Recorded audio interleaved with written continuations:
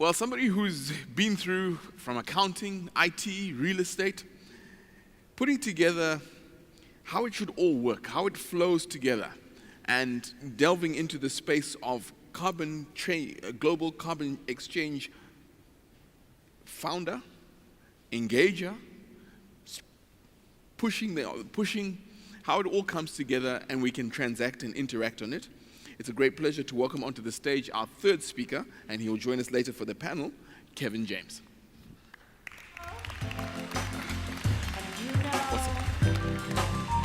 Our love is strong enough.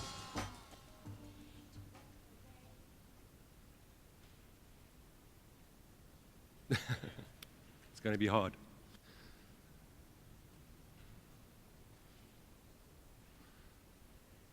Is this it, yeah? Oh, so sorry. Good morning, everybody. Fantastic to see a full auditorium. Now, I've been given the task of getting down to the nitty-gritty. How is it all done? What processes, what measurement is required to reveal the truth about whether we are performing as a sustainable business, a better business or not? We, as a company, we assist some of the biggest companies in South Africa understand how to develop strategies, implement and embed those strategies, more importantly. What underpins that is a foundation of accurate, reliable measurement.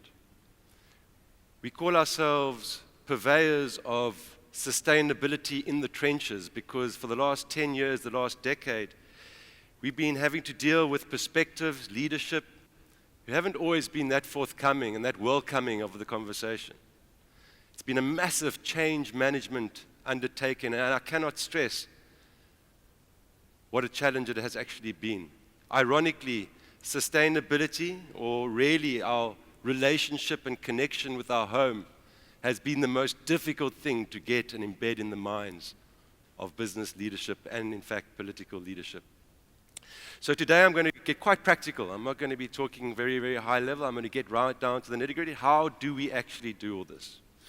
So, those of you who've heard me speak before, I cannot cut the umbilical cord of this slide because it is something that really just indicates where we've come as a species since the beginning of the Industrial Revolution. We've had a series of innovation waves. Some have been characterized by what had been the most sophisticated innovation of the time.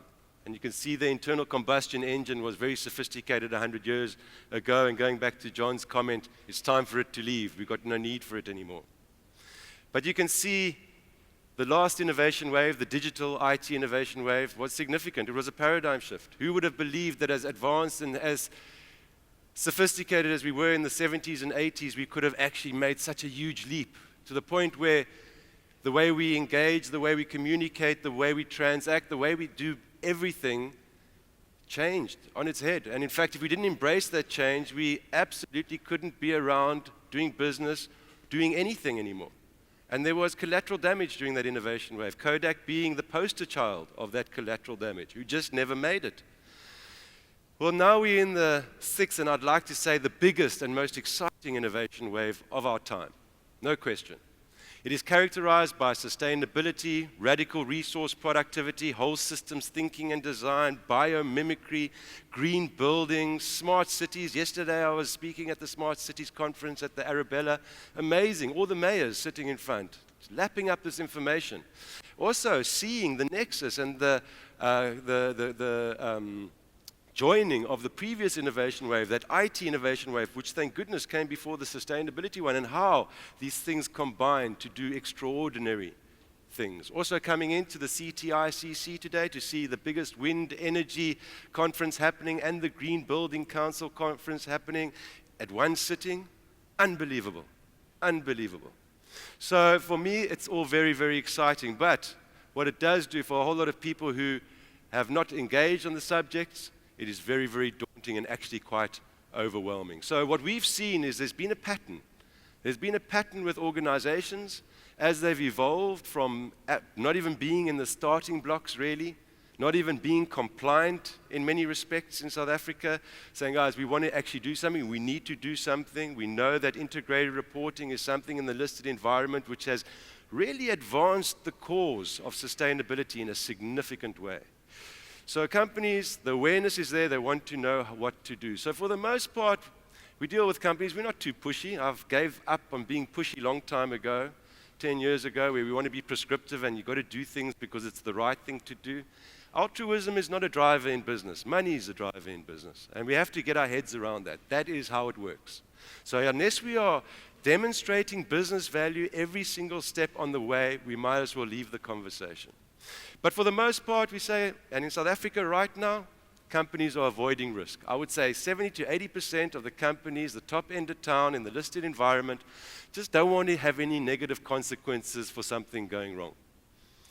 So we say that's fine, let's engage at that level. Just make sure you understand what are the material risks, because that comes the next issue. Then a lot of companies realize, hold on, we can differentiate ourselves. We can do things differently so that we can be head and shoulders above our competitors and hopefully get more market share. And they do a little bit of PR for reputation. They go and do a tree planting and have a volunteer day. It looks fantastic in the newsletter. They cut a ribbon, they eat some finger snacks. And at the end of it, everybody goes back to their miserable lives in the community and the company feels good for a couple of hours. Not sustainable. The PR company and the marketing division love it because they got a little bit of kudos and people reading their stuff on social media, but they don't realize it has to continue. And these are initiatives linked to the brand. It isn't the brand. Then we get to a point where companies start taking action, and this is very exciting. Okay, because companies start realizing that they actually can demonstrate business value from doing things differently and doing things in a better way. And nothing has been more of a driver in the last 5 years than energy management and renewable energy, where people are saying, wow, we can put in new lights and it's a 90% reduction from incandescent lights and we save a whole lot of money and the payback periods are within 12 months. Hallelujah. That's better than any other investment we can make in our organization, and they go ahead. And they start going out with, we're going green because we changed the light bulbs. Okay, that is not sustainable because there has to be continuous improvement after that. Then you get companies that actually now say, well, we have to set some goals and we have to have milestones on how we're going to reach those goals. And they create a sub-brand for green work. And I suppose the most famous sub-brand in South Africa is the Good Business Journey from Woolworths, which has been amazing. Very, very comprehensive, very, very holistic, and covering a whole lot of social and environmental issues in the normal way that they do business, which is fantastic. And for the most part, that sub-brand has actually translated into Woolworths being regarded as the green retailer. Yes, they put their neck out and they get a lot of flack from people because people pick holes in it, but for the most part, they're doing a fantastic job at driving leadership in the retail sector and beyond, upstream in terms of their supply chain as well. So they're playing a huge advocacy role there as well. And then it's the difficult part. And this is the part, for the most part, I think in South Africa, very few companies, and I think Woolies, and I think with all respect, everyone struggles with this because this is when it becomes part of the brand. This is when all the people, every single aspect, all the stakeholders, internal and external, speak the same language and talk from the same hymn sheet. And that is when it becomes very difficult. The whole movement from this evolution is from compliance to innovation mindset, and then from turning risks into opportunities. So what are the risks? Okay, and this is when it gets quite interesting. This is a map of risks across 5 different categories that was developed by the World Economic Forum. And you can see they're completely diverse. We've got 3 in the top 10 there, the ones on the right, that are actually environmental risks. Climate change, I think, was number 5 in 2014. Water was number 3 in 2014. And extreme weather events was number 6. And you can see that those are all connected with one another. And the way they came and arrived at which are the top 10 risks facing business by impact today is the sheer number of connections and other things that it actually impacts. Water in South Africa, it's, for me, what's happening right now, and I have to say, and I'm no prophet or visionary, trust me, but for the last 5 years, I've had this nightmare of trying to wake up CEOs and shake them that there's a fire coming and them and their families are going to be burnt. And I've arrived at the conclusion that as a species, hindsight is a lot more popular than foresight. Okay, and what really gives us a good example of this is I did a workshop, a water workshop, under the Carbon Disclosure Project with a construction and mining company recently, with all the heads of each of the different divisions, mining and construction divisions. And in the room was someone from a big accounting firm who had just done a risk materiality exercise with the board of this holding company. And I showed them this, and I said to him, so tell me, given, and this is 2015 already, water had already become the biggest risk, up from number 3 in 2015, facing business today. I said, given that water is the biggest risk facing business today, and South Africa is the 30th most water-stressed country in the world, where in this company does water sit as a material risk? He looked at me and he said, nowhere. It doesn't appear. I said, but you're a construction and mining company, or you service that industry. I said, how come it doesn't appear? I said, what are the two criteria, or what criteria do you use for evaluating risk? He said, business and financial. I said, okay, so from a financial perspective, why is it not a risk? Because our clients pay for the water. I said, gee whiz, okay. And I said, if we have to, it doesn't cost much. It's like a rounding error. 8 rand for 1,000 liters on a municipal bill not worth taking notice of. I said, okay, that's very interesting. I said, and as a business risk, why is it not a business risk? I said, what happens if there's no water? What happens if all of a sudden the taps turn off and there's business continuity issues and loss of productivity? Who pays for that? No, we do. I said, okay, and how much is that going to cost you for a day, a week, a month? No clue. Anyway, at that stage, the big accounting firm guy wanted to curl up in the fetal position and have the ground swallow him. But it just shows you the level of complacency and this whole issue around ROI being the driver for everything in South Africa. So how do we engage? We engage with companies, and I always felt us a company that was beyond compliance. So we were helping people, other people's job to do compliance. But I've realized that people actually don't even have a handle on compliance. They don't actually know, they aren't there yet. So what we really engage now with companies is, let's get the management system, let's give you visibility into what your risks are. And that's why we start on risk. And if we get a new client, we got one the other day in the beverage industry, private company, and they'd done nothing. And they were very embarrassed. They said, how come we don't know any of this stuff? Thanks for pointing it out to me. We're not a listed company. We don't have to do all that fancy stuff, but we also want to do the right thing. And they're a family business. So I said, let's start off on risk. Let's get your ISO 14,000 systems. You've just done an ISO 22,000 food safety system. Let's get you up to 14,000, which is the environmental management system, tells you all how you have to do stuff. And make sure that we understand all the legal compliance, and that's relevant to your company. Yeah, let's do a water risk study, which we've got a way of doing. We take all the sites of a company, put it into a couple of tools, and we come up with something that generally scares the bejesus out of people when they see it, but they don't really want to see it. And it's really about coming up with, 80% of your water is being consumed by 20% of your sites, and 80% of those are in highly water-stressed areas. And we put it in a beautiful infographic, and I shove it in front of the director's face. I said, now you've seen it. Up to you whether you feel it's your fiduciary duty to do anything about it. So water is something we always engage in. Then we do energy audits, and we show them how if they spend some money, they can achieve some savings, and payback periods anything between 0 and 3 years. And then we do a baseline carbon footprint, which shows them the baseline against which they're going to measure, hopefully, their positive environmental performance. And then we're going to show them how they can make money by actually finding new opportunities in the current markets they're engaging. And then hopefully overall, once they're doing everything, they'll become a brand that is admired and preferred against other brands in their sector. But for this, we really need to redefine the way we value things. And I spoke about ROI because ROI is very convenient, and it's the blue-eyed boy of most chartered accountants running most of the country's companies. Okay, everything needs to fit into this very simple ROI calculation. And I say that's fantastic as long as you're putting the right numbers in. Because ROI, if you go to an executive and say, I want to do rainwater harvesting, for example, and you come back and then what's the ROI payback? 20 years? Oh no, that's a career limiting move potentially for some people trying to get that across the line. But if you put in the number, instead of 8 rand for 1,000 liters, you put in what I spoke about earlier, and the cost of water should it not be around, then things start to look very differently.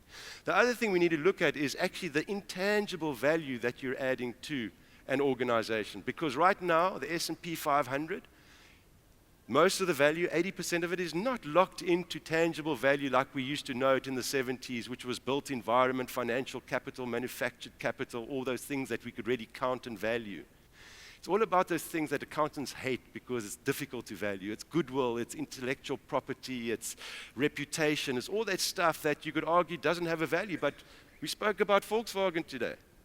Okay, Volkswagen yesterday, another 800,000 cars that they've been having software that conceals the actual true fuel efficiency of these cars. Well, how does that happen? How does that actually happen? Where you have a company that's lost 50% of its market capitalization in the last 6 months due to a corporate governance issue and an environmental non-compliance issue. These are non-financial things that have derailed one of the iconic brands of our time. So the other thing is how we do that, we have to consider things beyond that little circle. We have to consider the environmental, social, corporate governance things, all the 6 capitals, and we have to broaden our horizons to make sure we understand how to value that, and we understand how to improve our relationship with those previously ignored externalities. So for ourselves, best practice, I think strategy or management system could come at the bottom, but we need a strategy. And we need an absolutely holistic, transformative strategy. I'm not talking about the favorite one at the moment, which is 20 by 2020, because it rhymes and it's alliteration and it rolls off the tongue so nicely. I'm talking about carbon neutrality, zero waste to landfill, water neutrality, biodiversity protection. I'm talking about all the things that really get us back to a point of an ecosystem. An ecosystem in its pure form is in sacred physical balance. It is carbon neutral, it is zero waste, it doesn't have a thing called waste because everything is continuously cycling around. So for the most part, an ecosystem is what we need to get back to. Plus, we've got this other thing which is going to happen at COP21 at the end of the year, which means that there's science. We have to actually change that. We actually have to listen to the science, which means in most companies to stay below 2 degrees Celsius, average temperature increase globally, we have to reduce our carbon emissions as a species by 6% per annum as a unit of our GDP and turnover. Then we need to measure it, and measurement has been my Achilles heel. It's something actually also that keeps me up at night because we've been in a situation of movement from a voluntary situation to a mandatory situation now where actually the numbers and the non-financial indicators that we are using are not reliable, and it's rubbish in, rubbish out. And it's getting to the point right now where we actually have to have enterprise systems managing this stuff and not just one poor sod, a sustainability manager and a spreadsheet managing all the non-financial data in these massive, massive companies. We assist about 15 of the top 100 companies with their carbon emissions reporting at the carbon disclosure every year, and I think 80% of them are still doing all this stuff on spreadsheets. Imagine running your financial performance on a spreadsheet. Not possible, and it wouldn't be accurate. Central strategy, implementation, making sure that we do everything absolutely right, and then the reporting and the feedback mechanisms, which I'm not going to go into too much detail. Carbon footprint is a very famous diagram. Greenhouse gas protocol, it's a protocol for accounting. We use it. It's a great tool for the environmental side of things, and in my opinion, environmental as part of the hierarchy is the most important thing to get right, because you cannot build successful societies in an environmental wasteland. Okay, so everyone who says social in South Africa, I agree with it. The only reason they push it is because people have votes and the environment doesn't. So carbon footprint is what we measure, and we get the intensities, and in terms of the green building is how much is right for a corporate or a corporate office to be consuming in terms of energy per square meter, what are the drivers for that, and we have analysts continuously crunching numbers to work out how to performance manage these companies. Then we extend it, and you can refer to Puma and looking at the entire value chain. That's what we do for Fair Cape Milk. And Fair Cape Milk is now the entire value chain from absolutely everything, growing the food that feed the animals with the enteric fermentation, or the the gas that they let out, the entire value chain, and we use this as an optimization mechanism. And then we use something called the MAC curve, which is really how do we get a 200,000 ton carbon footprint to zero? We have one dashboard that can take every single opportunity, and you can see on the far left, it's all the low-hanging fruit, which I spoke about, the lighting and the efficient lighting, but absolutely everything to renewable energy, and we can see how we can reduce an entire carbon footprint and how much it's going to cost the company and over what period. So we have these tools right now that we use, and it's giving, at a group level, a lot of visibility for companies. And I think this is really where it comes down to. And I think something probably that Jochen would probably have found very, very challenging as well is you're running a massive organization. You're at a group level. You have traditionally been beholden to your stakeholders or your shareholders as the main stakeholder grouping, and you want to put out beautiful reports that says beautiful things to those people so that they keep on investing in your company. The problem is you've got a massive company with offices in 180 countries, and you've got people at each of those offices, and we're not able to embed. So we developed something called middleware. It's a throwback from our IT days, which is really just linking an organization, its divisions, its people, and those are the things that have to be done to embed sustainability in the organization, and that we use enterprise software for. We're currently working with Oracle globally on that. Sorry. So, in conclusion, my top 10 critical success factors for any company, and I'm quite, when a company says, no, but we decentralize, I'm saying, no, it doesn't work from a sustainability or any change management perspective. But really, number one, buy-in from the executive management. Without that, you're going to be wheel spinning forever, and you will not get any traction. 2, embrace a new vision. Do things differently. 3, fight short-termism. And we can see Paul Polman has been really instrumental in getting this whole attitude of quarterly reporting as being a benchmark for financial performance. Centralized strategy action, centralized everything. We have to make sure that we've got the communication systems, the education systems, the strategy, everything centralized so that everybody in the organization knows exactly how to change their behavior to meet the objectives from a sustainability perspective at a group level. Alignment with business strategy.